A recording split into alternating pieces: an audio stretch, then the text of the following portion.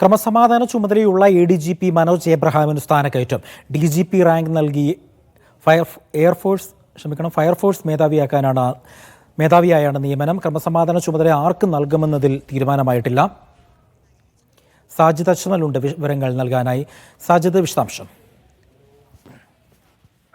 അജി, ക്രമസമാധാന ചുമതലയുള്ള ADGP Manoj എബ്രഹാമിന് DGP rank സർക്കാർ നൽകിയിരിക്കുന്നു. ഫയർഫോഴ്സ് മേധാവിയായാണ് നിയമനം നൽകിയിരിക്കുന്നത്. ഫയർഫോഴ്സ് മേധാവിയായ K പത്മകുമാർ വിരമിക്കുന്ന ഒഴിവിലേക്കാണ് ഈ DGP റാങ്ക് നൽകിക്കൊണ്ട് ഫയർഫോഴ്സ് മേധാവിയാക്കാൻ തീരുമാനിച്ചിട്ടുള്ളത്. നമുക്കറിയാം, ഈ ക്രമസമാധാന ചുമതലയുടെ ഉത്തരവാദിത്തത്തിലേക്ക് മനോജ് എബ്രഹാം വരുന്നത് ഈ അജിത് കുമാർ ഈ വിവാദങ്ങൾക്കൊടുവിൽ അദ്ദേഹത്തെ മാറ്റിയ ഒഴിവിലേക്കാണ്.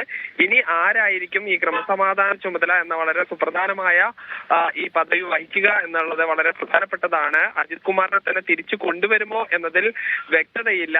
ഈ 2.5 മാസത്തിന് ശേഷം വീണ്ടും ഈ പോലീസ് തലപ്പത്ത് ഒരു അഴിച്ചുപണി വരുന്നുണ്ട്.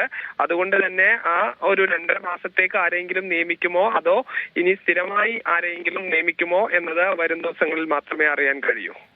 ശരി, സാജിദ് അജ്മലാണ് വിവരങ്ങൾ നൽകിയത്.